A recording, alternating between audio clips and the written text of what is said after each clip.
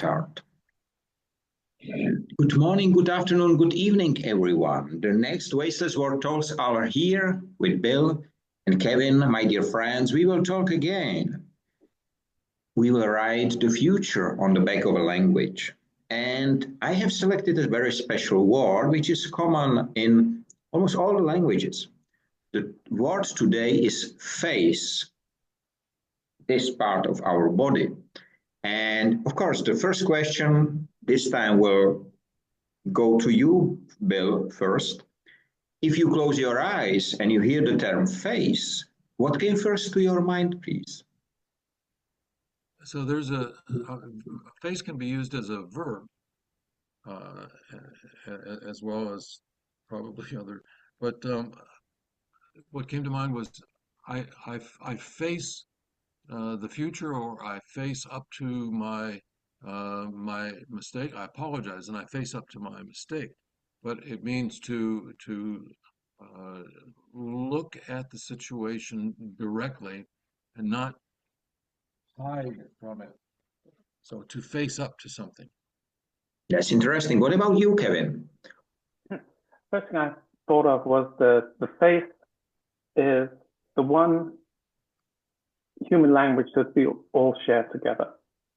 It is how we communicate with each other across every language. We don't need a special language to communicate.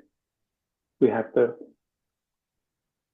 That's interesting, because I asked my mom today, and she said something which I tried to translate into English, but there has been no word for translation. So I will think about how it's very similar to what you said, Bill. But if I input it, the sentence in a vocabulary, it delivers all the time wrong answer. So maybe we will come to that. But it was very interesting because I did not expect it. And when I asked my colleague before, she said, I saw my face of my grandma. So of someone who was living and who was lost in time. But it was so interesting. I think the term is very interesting. So I saw the face of someone who's lost. Yeah, you don't say I saw the hand of someone who was lost, or I saw the foot of someone who's lost, because this is what is recognized. And why I choose the term? Because I have yesterday very interesting, the second talk about nothing, which one young lady from Czech Republic, she is doing face massage with her hands. And as I talk with her, we realized that the face is an intimate part of a body, You know, it's not just the other part of the body which we hide in trousers or somewhere else. You remember when we have been young, our mothers, grandmothers, and so touch our heads frequently, stroke our hair, and so on. Have you seen today someone touching someone's face? It's very rare. It's rarer than anything else. It's not, hi, my friend, and I touch your face. No. Maybe we hug in some countries or somebody, but even this is not common. It looks like that the face is present to everyone, every moment. It's very, very sensitive in a way of touching it. And that came to me during this talk about nothing yesterday. I think as a species, we have something like 57 muscles in our face, which is more than any other creature on the planet. Maybe some of the great apes share around the same.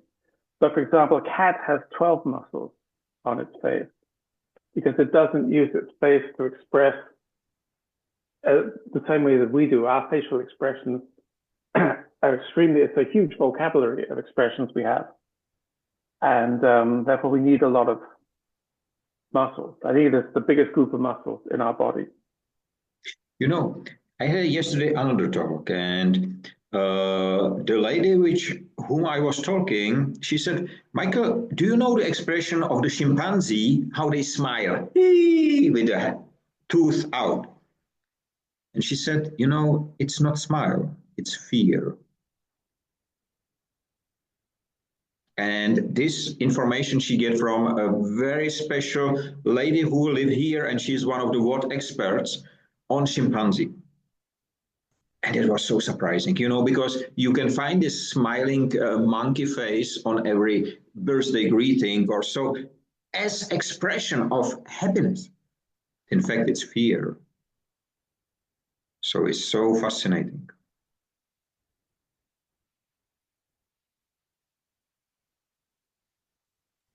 I think it's interesting that the more we communicate through screens, the less we're able to read each other. We need to be face to face to really appreciate the signals that we give off to each other. On screen, we lose that ability. And so we have to rely much more upon words and on body language, and especially facial expression. You know, I just wonder, there is a development of the AI and virtual reality and holograms and so on. And I was just listening today to one discussion between two musicians.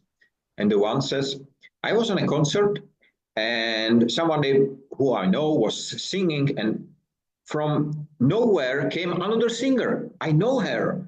So I decided it's great that I meet her after the show because I need to talk to her. And the song finished and the second person disappeared in the air. I said, how it is possible? And he was in a fifth row of a concert. And he said, it was a hologram. And I did not, I know the person in person, we are friends. And I did not recognize that it's a hologram. That was so surprising. So, what is more in the face? What is more? What we are having as a treasure, and someone is trying to hide it from us? Michael, do you still, Bill as well, do you still make face masks when people die? When people die? Yeah. 100, 200 years ago was extremely common, and that goes way back. If a relative died, then you would have a plaster cast made of their face after death. Was that for them to be buried in this mask? Or is that so that you could have this in your living room after they're gone? So you could have their face after they've gone. So it was a permanent last reminder. Okay. Yeah. I think it's very common in France, certainly. I know it exists, but I don't know anyone who led this mask making, and I don't know any maker of this mask, to be honest. I know that in the past, some of the criminals and some of the famous people, and Napoleon, I think he has his face made and so on, but I don't know a single person, Kevin. I will try to find out because it will be very interesting. Today we have the photography. Let's say this is the whatever, but you cannot touch it. In ancient Egypt, they had the whole sarcophagus, right? With the head, everything was a replica of the person. And it's remarkable how different a photograph is to reality. You know, a photograph is just a flat, two-plane interpretation of a face. But when you see the real face, it's always, you know, completely different to a photograph. It is, and the word that popped to mind when you said that is I don't think I'm seeing a two-plane figure. I'm seeing the energy of the person, how they talk, how their face changes. So almost you can see the next change that's coming because you know the person and you see, you intuit where they are going with this energy. I think there is to the mask, I think there is a current substitute, which is a 3D scanning and 3D printing after. Because it's really, they go around you, they really capture every detail. If you have a very good printer, you can print every detail as well. So I think this is the modern face mask king or making. But still, I don't know anyone, and I think it's a very interesting idea to let this face mask be made, or the copies of head. I don't know how to call it. I think we need another term for that as well. But it will be very interesting, you know. But you know, if I think about myself, I love to see when someone pops up the photograph of my granddad, which I made. He was just day before yesterday. He will be 102. So on Facebook they deliver and a lot of others. So I'm sad, of course, but I don't know if I would like to have his 3D printed head in my room. I don't know. I don't think so. Talking about people dying, there is a very strong belief among many people that you need to let them go, right? They don't want to be caught between the physical earth and you know, on the other side of the bridge. Let them go. Now, if you make a mask of them, I think some people would be tempted to talk to that mask and to say, "Oh, it was a tough day today, Dad." You know, let them go. So maybe a face mask for dead people would hinder that. Let them go. Just a thought. I'm not an expert on death. After I cross over, I'll come back and let you guys know. I hope so, because only because one of us will be left. I don't want to stop the recording, you know, so it has to go on. The show has to go on, or what? I'm pretty sure it's a two-way bridge. You can pass back the other way for a little while. No, but it's. I agree with that. Really, I was so surprised when I realized that the face is so intimate part of the body, because it is visible to everyone. We carry it every single moment, but still, it's. I was so surprised about this thought, and today I met this again later, so it was a very interesting discussion with her that she has exactly the same feeling, but she never thought about it until we met and discussed about it. It was so interesting. It's also how we identify each other. I mean, we're such a visual species that we don't identify each other by smell like a dog would, for example. We recognize each other's faces. And even, you know, all our valuable documents has our photograph on it. It's not fingerprints. That's not enough. We need to see each other. On the other hand, it says that the European or the American can hardly recognize the Asians, and the Asians can hardly recognize us because they cannot read the faces. So why do we have so different faces if we should communicate all together? And I will not. I don't have this feeling when I see somebody who is black. I see the differences between the black people. I see the differences between the Asian people.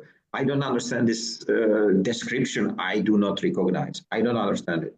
But I never live in a big amount of people for a longer time, so I cannot say. But I think it's like with the language, you know. But you know that the blind people, they will touch you. They will see with their fingers how you look like. But these are the only one who you let touch your face. Maybe your wife, maybe your children, but probably nobody else. Doctor. You let a doctor touch your face, and the other one you let touch your face is your hairdresser or your barber.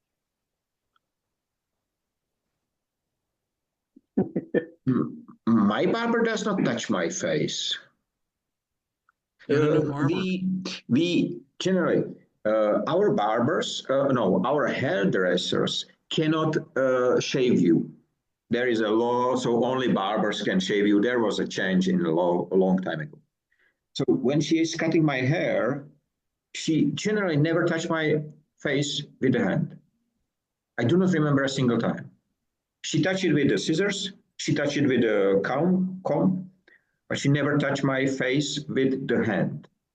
Maybe not the face, but the head. She she never it yeah. Not not this not this one. When I would like to go to a women hairdresser who wash my hair, which is usually I don't need it because I have not so many left over there. So she just sprayed, she just sprayed, and before she entered with the scissors, it's already dry. So I have a special cover, but I really do not remember. That's strange, and I never thought about it until yesterday. And I knew But it's immediately it interesting. would be the topic of our discussion today. But it's interesting when we fight, we're not trained killers. So when ordinary people have a fight, we punch each other in the face because that represents the person that we're trying to do damage to. I don't think those who are trained professional fighters in the military would waste any time punching another guy in the face. I think it's much more vulnerable parts of the body. But for us, the face represents that's the person that we need to do some damage to. And right. So if you are rude to a woman, if a man is rude to a woman, the common reaction would be a slap across the face, not a punch in the stomach or not a kick in the shins, but to the face, because that's the center of that person. And how it came, do you think, that we say we are facing troubles? How came to this expression? I think we have two choices. You can turn and run away, or you can turn around and put your face towards where the trouble is coming from. Mm. Because we say, and this is what my mom says, we say, and this is direct translation, we set our face. This is the translation. It's completely nonsense in this sentence, but this is the direct translation of this Czech sentence, which I was so hard because it means so many things. And I was not able in this a few minutes, because I talked with her just recently, a few minutes before we started. I was not able to find a translation for that, but right now. But I like that because it shows that it is a conscious decision on your part to set your face, rather than simply, well, there it is, where you're facing something, but to set your face. I make the decision, I'm going to face my trouble. And a lot of people cannot make that decision. They simply go whichever way the wind is blowing, right? But if I make the decision to set my face to this trouble or to this situation, that's a decision. And if you have a book, there is a face cover. Is it the right name? Is it the face cover, the page? The first? I'm not familiar with that. No? Okay. It's maybe my just expression, which I take from I don't know where. Books have a preface.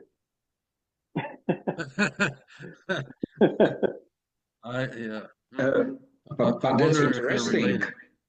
No, interesting. Still, is the term face in there? Why it's called preface? I have no idea.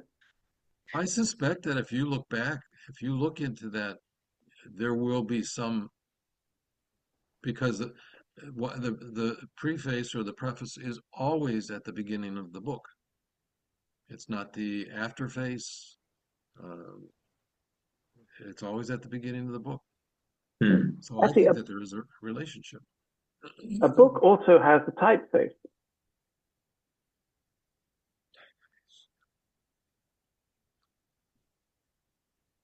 also there may be a connection there. The typeface is whether or not it's relaxed or whether or not it's sharp and you know. What is typeface? I don't know this term. What is typeface? How will you explain it? I had just assumed the typeface is the font, the style of the Okay. the letters. All right. Kevin, you agree that? Yeah, it is the font, isn't it? And some are formal, some are informal, some are easy to read. All right. All right. I do understand. We use another term, so this is why it was not known to me. Okay.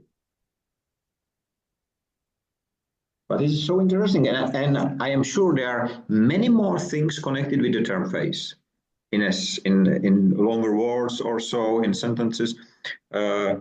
It's quite interesting. Is it the same intimacy there? I don't know. Is it what? This intimacy of the body part, which is I don't know how it's called. Let me check in the vocabulary.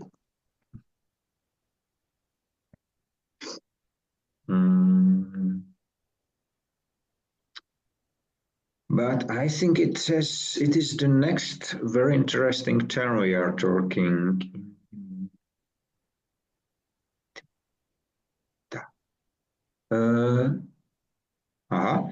That's completely different word.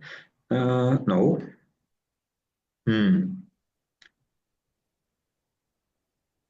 Why it's not providing? Intimate, intimacy. Intimate. Intimate. Yeah, intimate. Sorry. Very intimate. Close to somebody, you are being intimate with them. So intimate. We call intimate the body parts which are usually hidden by trousers. We call it intimate body part. Almost legal. Yeah, it makes sense. But it does not make sense that the face counts to those parts. The face, because we show it. We show it, and the word intimate could relate to it. If, for example, for me, my wife would get her cheeks very close to my cheek and whisper something in my ear, that would be intimate. That is, another woman could not do that without suffering bodily harm. But that would be intimate with the face. So we've talked about the word face being a verb as to face the situation. We've talked about it being a noun, like the central part of a person, or the core of the person is their face. Is it other body parts? Is it an adjective? Is it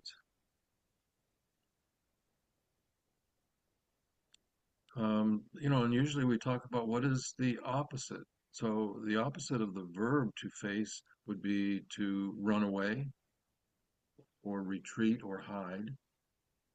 The opposite of the noun, the face, I don't know what that would be. Maybe the butt, I don't know. Faceless? So it's faceless. Yeah. Yeah. An interesting thing, if someone is faceless, they have no personality. They're anonymous. It's really an interesting word to use, because it's certainly an insult in a lot of cases. Faceless bureaucrats and things like that. So if you have a face, you have a personality, you exist. If you're faceless, you're anonymous. You're invisible. Yeah. You don't matter. When you ask about the opposite, the first term which came to my mind was back, the other side of the body. That was my first thought, but the faceless, that's interesting. That's interesting because it's expressed much more. The back express, I am running away. I'm not ready to face it. But to face less, because you can be made faceless or you can make yourself faceless for whatever reason. So there are different ones. But yes, Bill? And the word faceless helps to understand the word face. Yeah. Being faceless, there's something sinister about it. You know, Yes. you start thinking of spies and people working in the background that are never seen. You know, it has, in my opinion, it has a negative. It is a negative. Faceless is negative. But wasteless world is positive for me. How is it possible? It's less at the end. And one is so in such a way negative. Well, And the the word other, waste is has such a negative connotation. The word face has a positive connotation. okay, I do understand right now. But that's the next very interesting part of the discussion. And Manny, this is why I am so happy you ask all the time about the opposites, because this is revealing frequently the real meaning. But firstly, you have to recognize not only the one, but the other side as well to understand. So interesting. And Michael, we have a third. So you got face, we got people who are faceless. And I don't have the same in Czech, but we have people who are two-faced. Yes, good. Two-faced. Which means another phase is in your work and you leave your friends and you are a different person in some way. Is it, do I understand it correctly? I think it's fairly negative, don't you think, Bill? It's very negative. Two-faced means you lie. You speak out of both sides of your mouth, which would be a synonym for two-faced. And so when you are with one group of friends, you are a strong Trump supporter. When you are at home with your mother or your girlfriend, you talk only about the Democrats or whatever. That two-faced, you flip, like our current vice president, J.D. Vance, two-faced. 2 years ago, he was a Trump hater, and now he's a Trump supporter. Two-faced. Unless something happened, unless he understood something, I don't know. But anyhow, two-faced is very, and speaking out of both sides of your mouth means that you say the opposite depending on who the audience is. Two-faced. And then just to mess up people getting too comfortable with the language. Two-faced is negative, but to turn the other cheek is positive. Yes. You try to push me down today. It's so many new information. No, it's great because, as I said, my speech will be really called "Take Care of Language," and this is so powerful, the discussion today. So it's really great. So and that's it. That's interesting that the English language would evolve to the point where this word, a lot of words mean one thing, and we could talk for an hour and we only came up with one thing. But this one has so many different meanings and connotations and uses. Good word. I think this is exactly what you just described, Abel. You just described Czech language. Because for us, every second word has so many meanings. And with languages like that, the nuances and you could be saying something that if you put it in Google Translate, it'll come out like this. But you and I both know you just called me a pig, right? It is so. It is so. So this is why the tools which are introduced as the language modules or artificial intelligence, until now, I haven't seen a single one which can work really with the, we call it the writing between the lines. You know, the communist, I have to learn to read between the lines if I would like to read the whatever magazine, because what was on the lines was not important, what was in between was important. But one friend of mine who is a journalist, well-known journalist in Czech Republic, and I asked him, do you still write in between the lines? He said, Michael, forget writing between the lines. The people read just the titles. Yeah. And he is absolutely right. Which does not mean that you cannot put it even in the title, the description. You know, I had my most read article in Czech Republic was named, I hold in my hands thousands of women's which everyone would like to have the same. You know, something like that. And it was the most read article and the most hated article, because I wrote about how I teach the people, the women, riding unicycle. And every single one is asking, hold me tight. So I did. And I write it in the title of the article. And everybody was expecting some sexual whatever, new Casanova. And if you read the hate comments, it was unbelievable, unbelievable. And it was the most read article which I ever wrote. 200,000 in Czech Republic, it's a huge number, 200,000 read and 100,000 hate comments.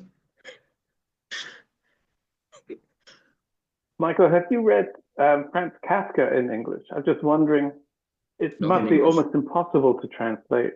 Not in English, but I read another book which was very different. When I read it in English, it was Nick Cave, so the rock singer, and his book, En Dios Si the Angel.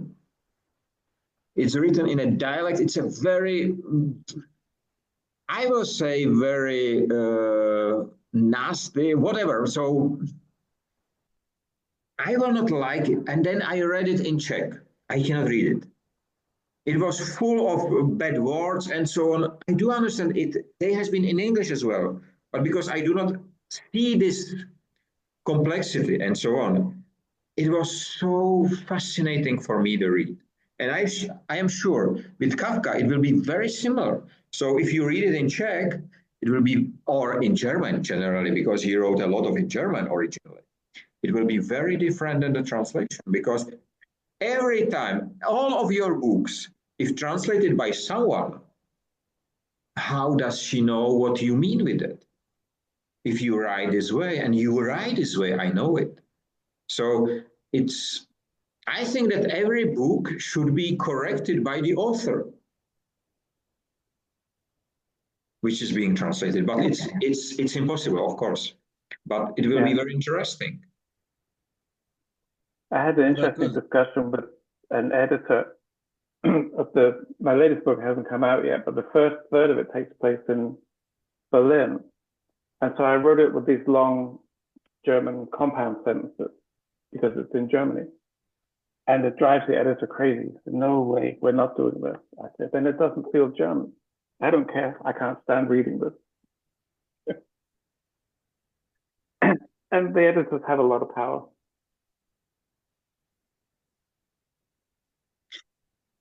You know, it's great. I just had a talk yesterday or day before yesterday with my daughter, and she said, will we do a face talk? No, FaceTime, she said. And I said, but FaceTime is an Apple product, so it's a Apple software, whatever, for communication. And she said, no. Me and my friends, we call FaceTime every video call with a camera. Every call with camera, like now we are in a FaceTime, according to her, because we see our faces. And I was so surprised because originally, if I do remember properly, it was an Apple product or Apple software. And I never had Apple, but I know I read about it. So how adopted it was, you know, FaceTime, let's talk with camera. Interesting. A lot of people don't like FaceTime. for example, my wife does not like FaceTime because I haven't combed my hair, I haven't put on any makeup, uh, and some people are just self-conscious about how they appear to other people. Also, there are some people who are critical of other people, and they'll say, "Boy, did you see him? He's really aged, hasn't he? Or he's really put on some weight, hasn't he?" And so they're uh, cautious about showing their face. That's interesting. FaceTime means a lot of things. Where we like FaceTime is when our kids are showing us the new baby. Say hi to Yeah. granddaddy. I guess pre-technology, we used to have face to face rather than FaceTime. Face to face. Yes. We have very little face to face as compared with just 20 years ago. Yeah. That's right. That's right. And we lose it. I think that our conversation will look quite different if we do not see each other. First of all, we tried several times because the cameras have not been working and so on. We cannot interact so good with each other. So I think the camera is important. But I was making with one of my friends. I know him for 20 years. We have talks every single day. We talk for 1 hour in the morning. And I invited him to talk about nothing, which is what we are doing for the long time. And at the moment when the camera get on, he was a complete different person. It was so struggling different because he's a CEO, he's a business manager, and so he switched to business. At that moment when this light go up, immediately. So this two-phase was in this case immediate switch, and I don't think he behaved different. Or he says something he would like to say. And I said to him, no, we hosted, but I said, next time you have to ask me the question. Let's see if you can switch this light on to a different level, not to be disturbed, not to behave differently, because our discussion was interesting, but was very, very different than the one which we lead just on the phone. Did you, Michael, I mean, does this friend of yours that switched like that because of the camera, did he realize that he had switched? Was this a No, conscious decision? he realized it after he get feedback, not only from me, but from other people who said to him, but you completely different behave. And that was strange. And then he listened to it again and he said, yes, I don't know why I did it, but I did it. Unfortunately, we can influence a lot of things, but we cannot influence the Zoom time and 1 minute left. So it was a great discussion. And I'm not sure, we said with many, we have to continue, but 40 minutes are here. And it was a great talk about face. And I'm happy to look at your faces and to say, have a nice time, free of waste and wasting in all its forms. Stay safe, be free, be human, and be proud of your face. Because this is you. One last thought. Somebody should go back through the last 45 minutes and count how many different meanings we came up with for face. It's dozens. And even if you have the AI tool, do it with the AI tool, but let us know. See you next week. Bye-bye. Bye-bye.